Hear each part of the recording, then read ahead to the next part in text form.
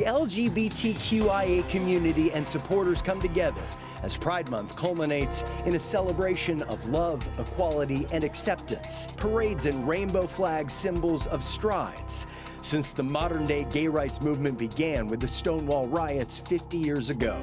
Back then, no one would have believed same-sex marriage would be legal in all 50 states. Gay, straight, black, white, marriage is a civil right. Or that an openly gay man could run for president of a major party. But despite all these achievements, Pride Month also brought reminders that the fight for equality is not over. In London, a group of men beat up a lesbian couple on a city bus because the women would not kiss for them. To home controversy in Tacoma over gender-neutral signs at public bathrooms. The whole issue of the far right using transgender bathrooms as a way to stir up their base and raise money is really deplorable. At King County Libraries, demonstrators protest drag queens reading stories to children, a program intended to teach acceptance. In Renton, the FBI is brought in after vandals use explosives to attack a church's outdoor pride display.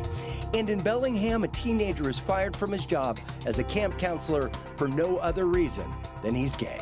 It seems unreal that this could happen. I hear stories about it all over the world, but I never think it would happen to me.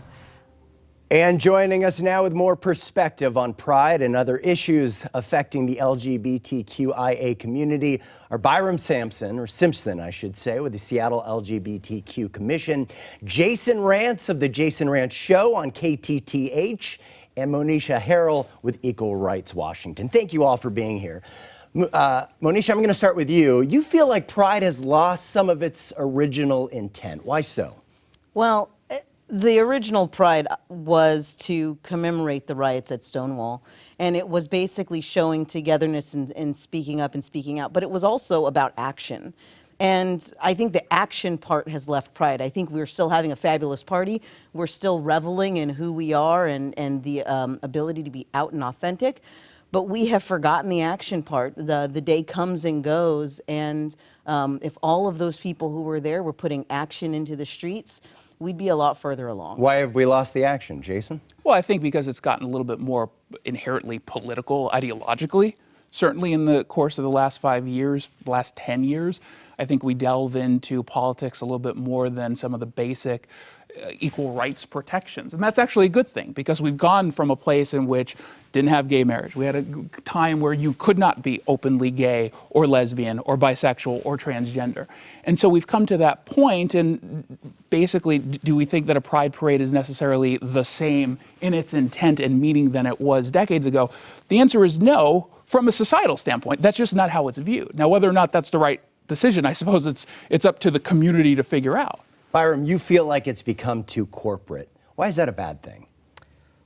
Because I think that throwing a lot of money at a party is a really nice distraction from all of the other things going into it. Like, it is great that we have marriage now. I was lucky enough to marry my wife back in November, which I wouldn't have been able to do a few years ago. But we still have no federal employment protection for LGBTQ identified folks. But if corporations, and I saw more ads and marketing wrapped around Pride this year than I've ever seen before, if corporations are wrapping their arms around the community, isn't that a good thing? Doesn't that say where we are as a society?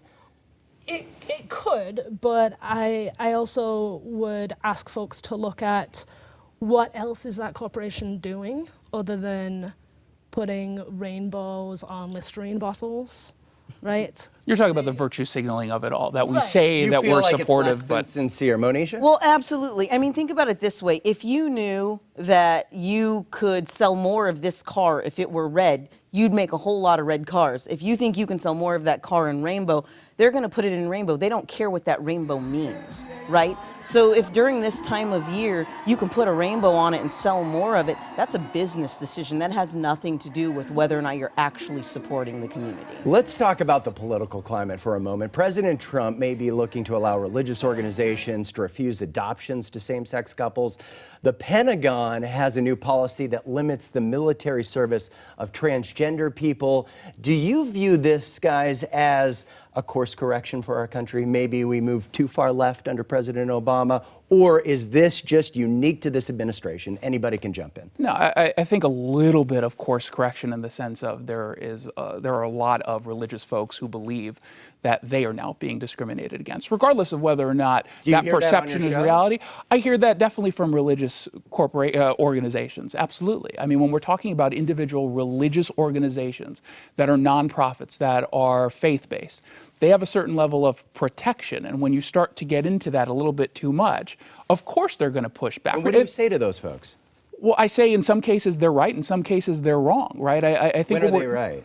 I think they're right when they're saying they have to stop abiding by their own personal religious perspectives in order to accommodate a political decision. Mm-hmm. But I don't think that's right. That's not a political decision. That right there is like, should somebody else be afforded the same basic human rights and human decency as somebody else? Like it's like what? What's a specific topic? So marriage was a good example, right?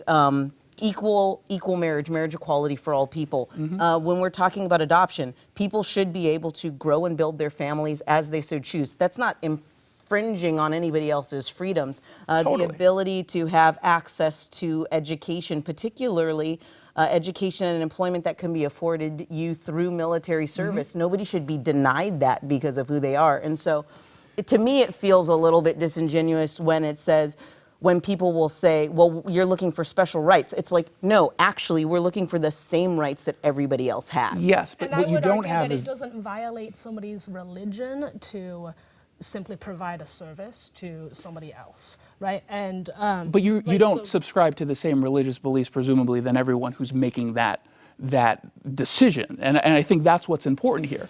Because, look, if I owned a business, I would want to service every customer, period, including every single religious ceremony. That's my personal belief. We have people who do not believe that. And so I don't think it's the government's decision to say, you have to involve yourself in a religious ceremony. But where do you draw the line? Where do you draw the line if, let's say, you are somebody who doesn't believe that interracial couples should be able to get married? Like, where do you say that discrimination is too far? Simple. There's not a religion that believes that. There are religions that actually believe that people of darker skin tone are actually less godly. There are religions that believe that. That is, but I mean, that is effectively, it's a stupid position. I think but it is theirs. President Trump has been a voice for those religious conservatives. And I do think the president sets the tone for some of those religious conservatives. Is there a candidate in the field right now running for president who you think would do a lot of good for LGBTQ rights? And who would that be? I'm going to just go out on a limb and say that almost anybody would be better than our current administration. You pick the field, the Democratic field. I'm putting my money on the field because here's the thing is we have a president right now who is actively trying to take away rights that we've worked so hard to gain and achieve. We have to get back. We have to move towards having federal non-discrimination protections. We shouldn't have states where you can go and get married one day and be fired the next. People should have a right to be able to have education and housing and a job and employment. That doesn't help anybody to have a subset of people that don't have the ability to take care of themselves. Well, I think what we saw during this first debate, it is a topic that the Democrats are going to be talking about. We could be talking about these issues all night. Unfortunately, we're out of time. Monisha, Jason, Byram, thank you so much for being here and being a part of this important conversation. Back to you guys. All right, Matt.